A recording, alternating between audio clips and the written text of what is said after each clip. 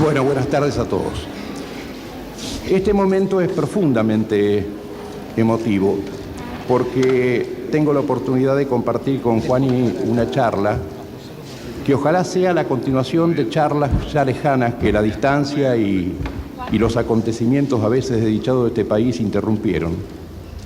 Y porque además, felizmente, casi con una especie de azar sagrado, está con nosotros también Hugo Gola.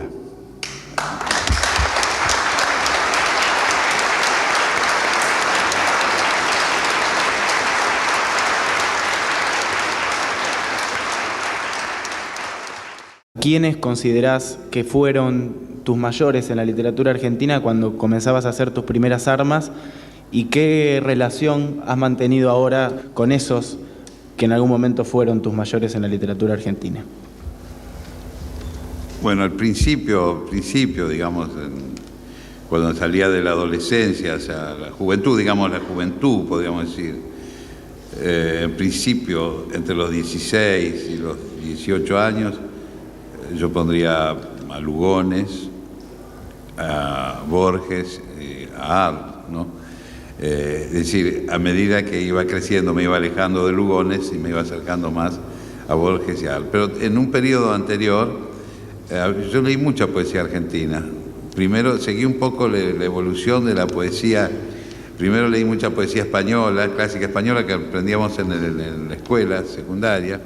Después empecé a leer a los poetas modernistas, Darío, que me parece un poeta extraordinario, lo sigo leyendo, y los poetas argentinos, modernistas o posmodernistas. Y después empecé a leer mucho a los poetas sencillistas, como Fernández Moreno, los funambulescos, Pedroni, pero también los funambulescos como González Tuñón, Regamolina.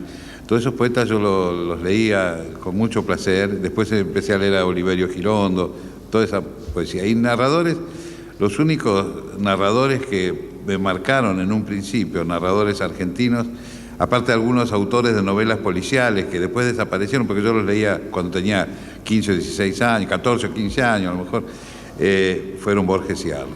Inmediatamente, sobre todo en un primer momento, Arlt produjo, y esa mezcla, digamos, yo creo que mi generación fue la primera que consideró que Borges y Arlt no eran dos, digamos, escritores entre los cuales había que elegir, sino que eran dos escritores que tenían un mundo propio cada uno, y que creo que fue la generación del 60 la que empezó a sentir eso, porque una generación anterior, es decir, bueno, no, tampoco es un problema de generación, porque bueno, era tu posición también, Hugo, y la de gente como Hugo Mandón y todo eso de Santa Fe, pero había una actitud crítica en el grupo Contorno, por ejemplo, que era gente en la que había que elegir ahí entre Borges y Arlt. Arlt era el progresista y Borges era el reaccionario. Pero Gálvez también era el progresista para ellos. Es decir, que para ellos Manuel Gálvez era más importante que Borges porque era una total reducción al absurdo de una concepción política de la literatura, que yo creo que la literatura no está siempre penetrada por lo político, pero no de una manera tan simplista. Y esos dos escritores para mí son, y siguen siéndolo, son los dos en la literatura argentina de ese momento, fueron aquellos que me impactaron, primero que yo imité que leí con más fervor. Bueno, después ha habido otros, naturalmente, los grandes clásicos, Sarmiento, Hernández, Macedonio Fernández, Antonio Di Benedetto, en fin, Juan L. Ortiz, pero en ese momento eran Borges y Arlt los dos escritores argentinos que más me fascinaban. Recuerdo, no sé si te pasa que ciertos descubrimientos literarios se relacionan también con el momento y el lugar en el que uno los ha hecho. Te escucho hablar de Arlt e inmediatamente tengo la imagen de una casa de calle López y Planes, una madrugada, serían las 2 a las 3 de la mañana, en que me decías, me narrabas un episodio de Los Siete Locos,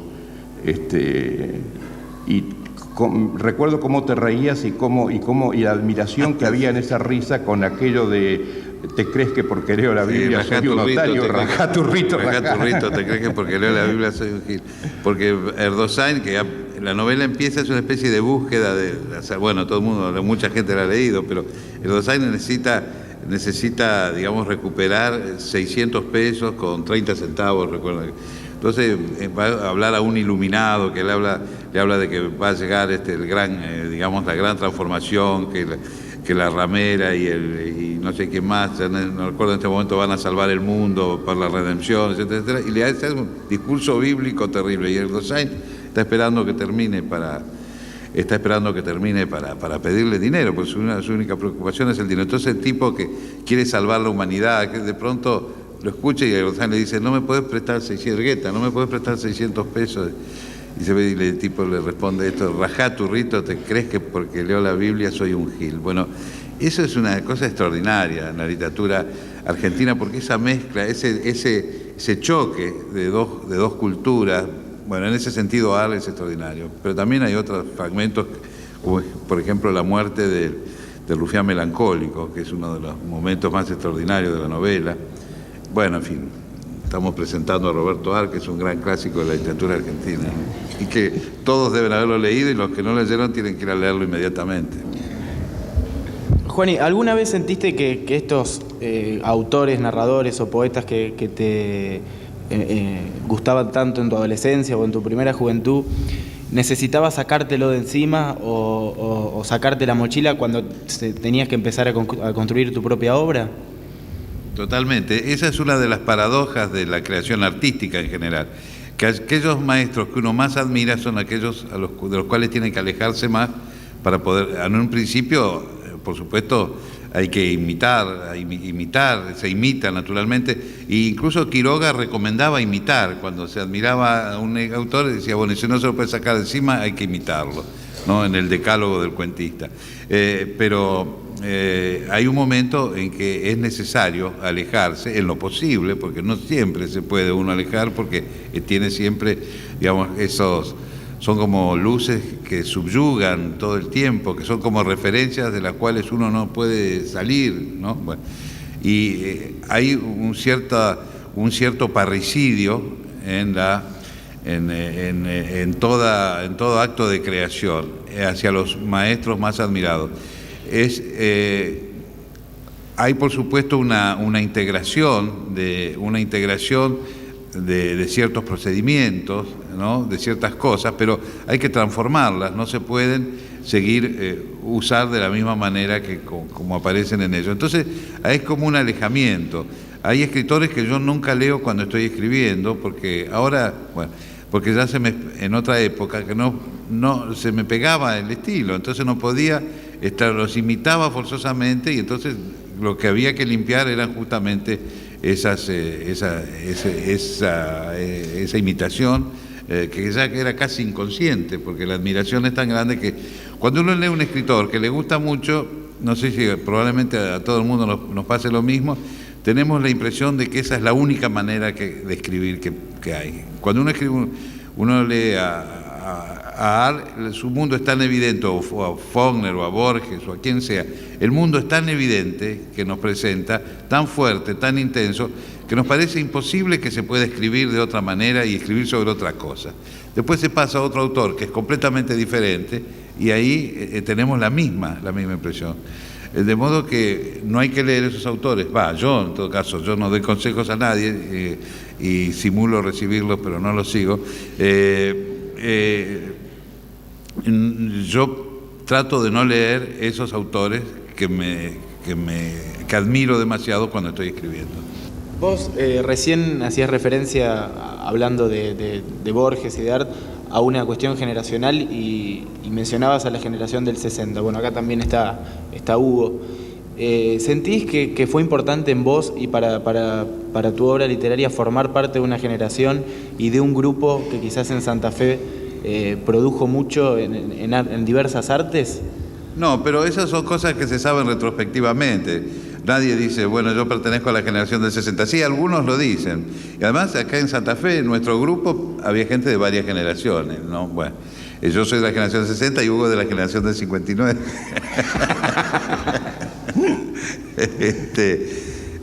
Pero retrospectivamente, ya en el marco de un análisis cultural o de historia literaria, uno se da cuenta que las características de un determinado periodo son de ese tipo. Y la ruptura en la apreciación de la obra de Borges se produce alrededor de los años 60, ¿no? ¿Qué importancia tiene en tu relación con la literatura Juan L. Ortiz? Bueno, Juan L. Ortiz es nuestro padre tutelar de todos. Es casi una relación casi, digamos, fusional, con esa poesía a la cual yo vuelvo todo el tiempo, sobre todo algunos poemas, una serie de poemas, porque tiene poemas de todas las épocas que son extraordinarios. A partir del segundo libro, en el primer libro todavía hay cosas muy buenas, pero que empiezan a poemas como El manzano florecido, por ejemplo, que es un poema extraordinario, que es un poema relativamente temprano, ¿no? Bueno, venía de pan azul, ella iba de pan azul, el Aguaribay florecido, en fin. Y ese gran poema narrativo para mí que es Gualeguay, ¿no? Y bueno, además está la personalidad de Juan L., el personaje extraordinario que tuvimos la suerte de conocer, de frecuentar, y que me presentó Hugo Bolla un día en la librería Castelví, una tarde, y que después, bueno, éramos un grupo alrededor de Juan L. Pero hay que decir que Juan L. Ortiz,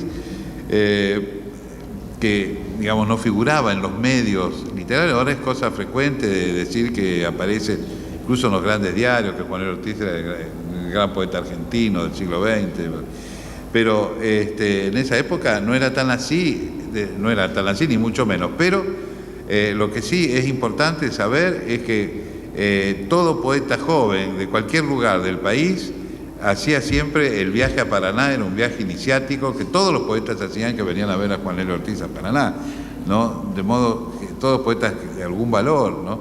Y de muchas tendencias totalmente diferentes, por otro lado, de muchas tendencias políticas y estéticas diferentes, venían a ver a Juan L. Ortiz. Pero nosotros estábamos muy en contacto con él y hemos pasado algunas noches y días extraordinarios en su compañía. A veces lo íbamos a ver a Paraná, a veces venía él acá a Santa Fe, a veces era en Rosario, cuando salieron sus obras en La Vigil, y era un personaje totalmente extraordinario, totalmente extraordinario. Hoy, mientras conversábamos con Pablo, pensábamos en la fusión de la narrativa y la poesía y nos preguntábamos qué era lo que operaba en vos desde la poesía en la narrativa. En realidad es más bien, ¿cómo podemos decir? Era una forma, para mí, venir de la poesía era una forma de atacar, por decir así, de tratar de aflojar un poco los cimientos de esa concepción de la prosa como un lenguaje utilitario, que todas esas cosas que circulaban de que la prosa tiene que ser económica, tiene que ser clara, tiene que ser directa, tiene que, digamos, comunicar contenidos, sentidos. Me parecía que no me parecía que la prosa tenía que ser eso, me parecía que esa era una ideología, ¿no? Podríamos decir, casi yo diría utilitaria sobre la prosa. En nuestro país, quizá la prosa de Borges es extremadamente transparente, a pesar de que a veces habla de cosas oscuras. Y era el modelo, podríamos decir, de la prosa, digamos, de la gran prosa narrativa. En el caso de Ar encontramos una prosa que es más desmañada, que anda más a los tropezones, más brutal y todo, pero que también es una prosa donde todo lo que se dice se lo expresa directamente, sin circunloquios, sin opacidad. Bueno, si Borges va con un cincel, Al va con un hacha, ¿no? Pero los dos crean una prosa. En cambio aparecen ciertos escritores particularmente, por ejemplo en México Juan Rulfo, en Brasil Guimarães Rosa, en Uruguay Juan Carlos Sonetti, donde hay momentos de una gran opacidad, de una oscuridad muy particular, que corresponde, y sin embargo la prosa, a pesar de que el sentido no es claro, que el sentido es deliberadamente oscuro incluso, la prosa guarda toda su fuerza poética, podemos decirlo ahí, porque ahí ya no se trata de toda su fuerza musical, toda su capacidad de evocación, de transmitir de manera indirecta emociones, percepciones, sensaciones e impresiones, sería más bien, impresiones que no alcanzamos, cuyo sentido no alcanzamos a precisar totalmente, pero que producen en nosotros un impacto que es realmente estético, ¿no? Éramos varios los que hacíamos, ¿no? Los que trabajábamos la prosa así en ese momento. Yo creo que uno era Daniel Moyano, que trabajaba así. Bueno, también estaba Roa Bastos, que hizo lo mismo en su novela grande, Yo el Supremo. Pero los que empezaron en esa vía, en lengua castellana, fueron sin duda Rulfo Ionetti, ¿no? Es a partir de esa generación que se empieza a escribir una prosa que no es transparente, ¿no? Hubo un ensayo tuyo en uno de los libros editados por la universidad, donde decís algo que me impresionó mucho. Se nace a la historia y se ingresa en la naturaleza. Son dos términos genéricos, historia y naturaleza, muy amplios, para precisar lo siguiente. Cuando nacemos a la cultura, es decir, el nacimiento es un acto biológico, pero ya apenas nacemos estamos inmediatamente aculturados.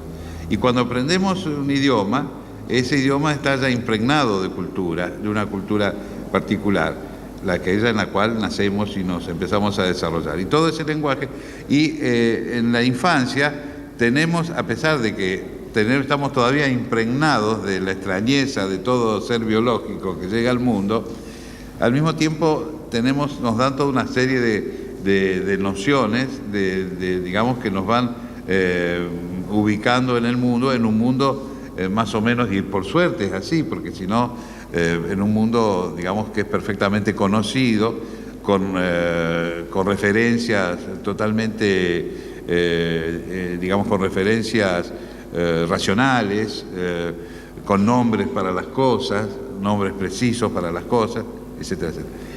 En ese sentido nacemos a la cultura. ¿Por qué? Y cuando yo digo el término naturaleza, es volver a ese estado precultural o a todo lo que queda, toda la impregnación enigmática, misteriosa, irracional del mundo en el que vivimos, tal como lo percibimos en tanto que individuos, y la poesía permite tomar una distancia, un extrañamiento en relación con esas nociones conocidas que nos permiten movernos pragmáticamente en el mundo, y nos presentan un mundo que es un poco diferente al de esa familiaridad inicial. ¿Cómo ha sido tu relación con el mercado literario y con el mercado editorial como escritor? Bueno, yo muchas relaciones con el mercado literario en el sentido, así en el sentido estricto no tengo, pero es verdad que en definitiva mis libros, como yo he publicado muchos libros, la cantidad de libros, que son 20, 21 ya, y de los cuales ya mi editor actual lleva publicado 18 o 19 creo, hace que la masa de esos libros constituya, ¿cómo puedo decir? Un stock. Sí, un stock, sí, hablemos en esos términos, un stock del cual siempre se vende alguno y por lo tanto, digamos, hay una venta. Mis libros, la totalidad de mis libros vende, podríamos decir, lo que podría vender, pero la totalidad de mis libros vende lo que podría vender un bestseller medio, ¿no? Pero todos mis libros reunidos. Pero lo cual eso para el editor, y para mí en menor medida, como siempre, es un buen negocio porque los editores ahora trabajan, si editan industrialmente, entonces les conviene más editar 20 libros que uno solo, y entonces, bueno, mis 20 libros, es como si fuera, no les cuesta tanto editar tantos libros, ¿no? Y bueno, y esa es mi relación con el mercado literario. Ahora, mi relación, ¿cómo puedo decir?, conceptual, crítica con el mercado literario es una relación conflictual, ¿no? Yo estoy en conflicto, no diría en guerra, pero estoy en conflicto con el mercado literario. ¿Por qué? Porque si bien el mercado literario en tiempos modernos siempre existió, podríamos decir que desde la invención de la imprenta existe el mercado literario, incluso antes también, con otras características, pero estamos hablando de un mercado en el sentido moderno del término, que no es nuevo, esto es del siglo XIX, ¿no? Si bien siempre existió, en este momento, digamos, se ha invertido el proceso. Es decir que ahora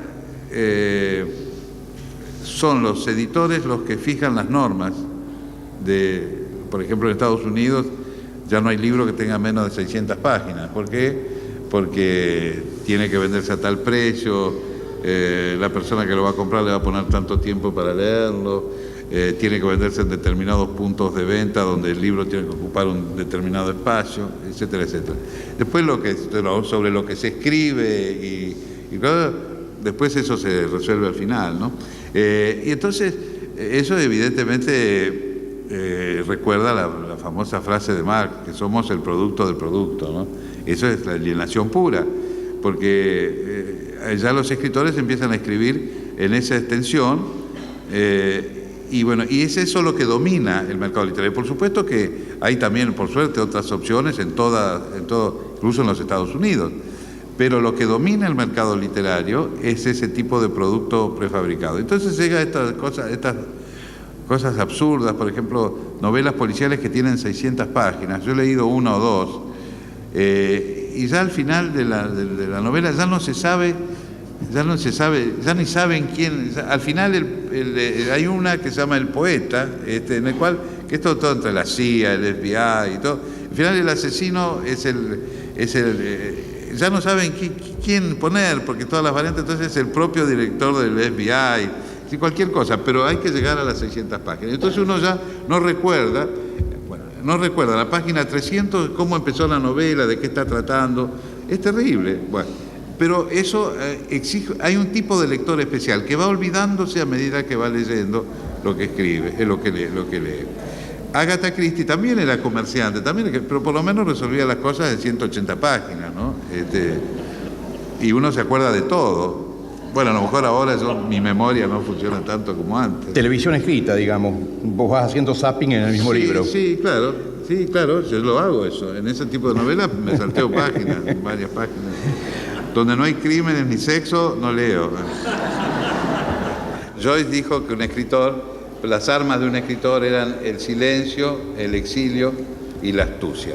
Entonces yo digo que el silencio y el exilio está muy bien, pueden ser voluntarios, pero que la astucia a veces se la tiene y a veces no se la tiene. La astucia es una cualidad que no todos tienen, y yo creo que Joyce era astuto porque logró vivir toda su vida sin trabajar, y escribió estas obras extraordinarias pero al mismo tiempo era una astucia limitada, porque yo creo que Joyce pasó momentos muy difíciles en su vida y no hizo jamás la menor concesión con su arte. Y entonces alguien que podría ser demasiado astuto, tal vez la astucia lo llevaría a hacer concesiones sobre su arte, cosa que no hizo jamás. Yo no me considero muy astuto. A veces para tratar con los editores, siempre digo que hay que tener más de un editor y amenazarlo al editor con irse al otro, ¿no? Ya es una broma con Alberto Díaz, que es mi editor, con el cual jamás me iría a él. Si él termina trabajando en la imprenta La Campeona, estaré ahí editando mi libro con él, porque tengo una confianza total. Y entonces a veces con la edición, en el mundo de la edición, que es un mundo que es al mismo tiempo afín y totalmente diferente al del escritor, es decir, en ese sentido el editor y el escritor tienen intereses convergentes y al mismo tiempo intereses divergentes. Entonces en los intereses convergentes todo va bien, pero cuando están los intereses divergentes, que no son, atención, no son intereses financieros solamente, son y que diría que los intereses financieros son secundarios en el sentido en que, bueno, un editor jamás hará una concesión financiera si si él considera que no hay nada a cambio de eso. Pero son concepciones de la manera como debe promoverse un libro, por ejemplo, a quién se debe ver. Por ejemplo, cada vez que yo vengo a la Argentina hay un tipo de gente que me quiere hacer un reportaje. Yo siempre digo, para gente no. Y yo durante años no publiqué en La Nación. Durante años no publiqué. Yo creo que fui el último en no haber publicado en La Nación. Publiqué en La Nación porque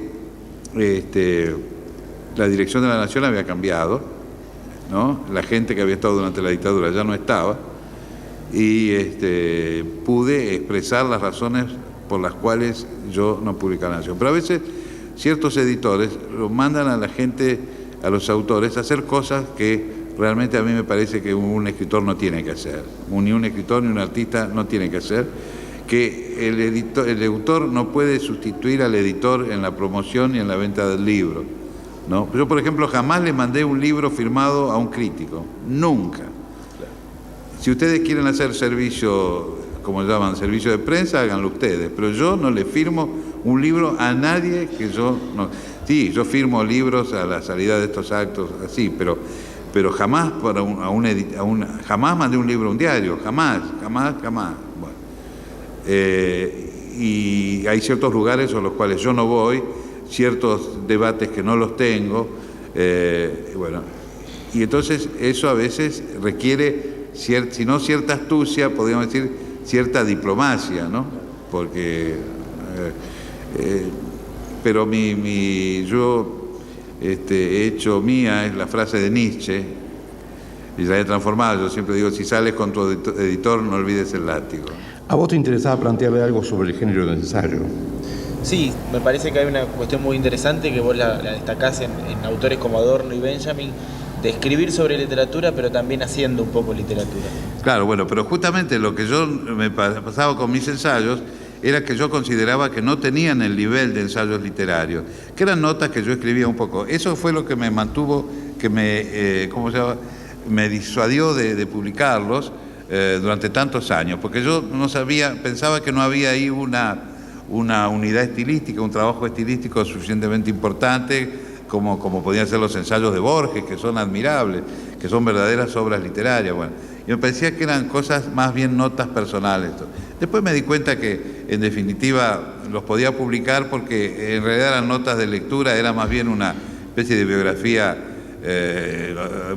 digamos, de lecturas, de gustos, de problemas literarios, y que no necesariamente tenía que tener ese valor literario que tienen, podía ser un documento. Y bueno, y ahora estoy escribiendo otra cosa que curiosamente para mí tiene más valor literario que esos ensayos que escribía, y que son artículos que escribo para los diarios. De acá creo que salieron 2 o 3, uno salió en Clarín y otros 2 o 3 en La Nación, que son cosas periodísticas. Bueno, en esos artículos la primera digamos, obligación que yo me impuse es no hablar nunca en primera persona, nunca hablar de mí, salvo en el primero, donde, bueno, y entonces esos artículos tienen que tener una forma particular, tienen que hablar de una cosa precisa, concreta, y dirigirme, no hacer ningún tipo de concesión al lector, ¿no? Porque si yo escribo en un diario y entonces le hago una concesión al lector del diario, entro en el diario, me fundo en la cosa del diario, en el paisaje del diario, desaparezco en el paisaje del diario, en definitiva el aporte en tanto que escritor desaparece por completo. Entonces esos artículos, como yo me he puesto esos límites para hacerlo, pienso que literariamente tal vez sean mejores que los ensayos esos que yo iba escribiendo en mis papeles o que eran respuestas.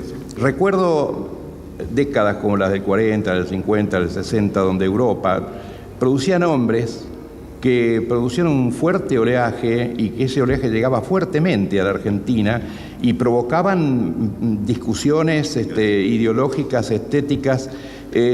Tengo la sensación de que eso no nos llega, no sé si es falta de información mía o si realmente hay una crisis de producción de la literatura. Bueno, de lo que es seguro que hay una crisis en Francia en todo caso, ¿no? Ajá. Es de crítica literaria, es decir, de crítica literaria ya no hay, la crítica literaria no existe más en Francia, en este sentido. En Brasil, por ejemplo, en los diarios brasileños, un escritor escribe un libro, otro se lo critica y lo critica, digamos, lo escracha, podríamos decir así. Entonces sale el escritor, le contesta, viene otro que interviene, viene otro que tiene una teoría literaria sobre la novela, interviene. Eso en Francia no existe más. Existe todavía un poco en Argentina, pero en las revistas literarias. Pero ni siquiera en las revistas literarias minoritarias existe eso en Francia. No existe más. Los diarios son, como podríamos decir, son la vitrina de las editoriales y en general de los libros de las editoriales que están más cerca del diario, por ejemplo, ¿no? Hay muchas críticas. A mí me han tratado siempre muy bien los diarios franceses, de modo que no hablo por resentimiento, al contrario, me han tratado muy bien, pero los artículos que yo leía sobre mis libros estaban todos un poco al lado de los... Yo era muy elogioso, pero no por las razones que yo hubiese querido que me elogiaran, ¿no? Bueno, y entonces, en ese sentido, no existe más ese debate, no hay más debate literario. No se publica más crítica literaria en el sentido en que todavía se publica en España, todavía circulan, aquí circulan, por ejemplo, libros que yo no los comparto, no me gustan, los libros de Harold Bloom, por ejemplo, ¿no? A mí no me convence mucho lo que dice Bloom, por ejemplo, la teoría del canon. Cada uno tiene su propio canon, no hay un canon, ¿no? Además, él pone unos nombres en el canon totalmente absurdos. No puede poner, él no puede poner digamos, a Kafka y a, no quiero dar nombres por acá cerca, pero cada cual ponga el que... Entonces, él fija un canon, no hay una persona que fija un canon, ni una sociedad que fija un canon, no. El canon... cada uno tiene su canon, su propio canon. Hay un fondo ahí, mundial, planetario, de literatura, y cada cual después elige ahí lo que le parece bien y punto, ¿no? Bueno, no hay nada, no hay lecturas obligatorias. Esos libros, como los de Bloom, no existen en Francia. Los libros de crítica literaria, como acá se leen todavía, como acá se leían, por ejemplo, aparecían los ensayos de Eliot, los ensayos críticos de Pavese, todo eso ha desaparecido. Lo único que hay son novelas, ¿no? Bestsellers locales, ¿no? Que son malísimos y que ya nadie los lee, hay gente que no lee literatura, y después publica mucha literatura extranjera, eso es cierto, mucha y de todo. Pero las críticas literarias no quieren ni oír hablar porque no se vende, ¿no? Es piantaboto, como diría el general, ¿no? Y no lo venden. Entonces, pero si no hay crítica literaria, la literatura no puede continuar. Si no hay debate sobre pintura, la pintura muere. Caemos en un academismo y una cosa. Si no hay debate sobre literatura, sobre cine, eso se sigue haciendo siempre lo mismo, ¿no, verdad? Podemos decir lo siguiente, que hay libros de ciencia literaria, porque si los libros de Gerard Genette se siguen publicando, pero ¿por qué? Se dan en las universidades, pero un verdadero debate literario entre escritores, entre críticos, eso no existe más.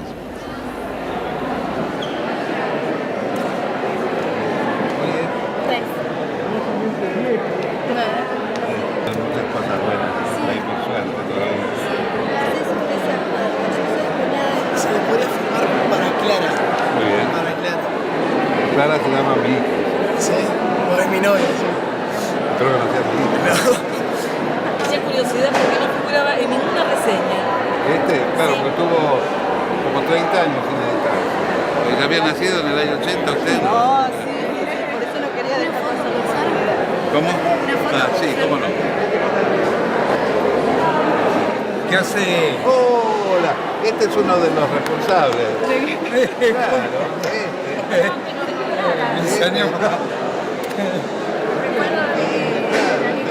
la librería Sarmiento. Ahí iba a comprar mis primeros libros. ¿A comprar y a vender? Bueno, algunos de tanto en tanto.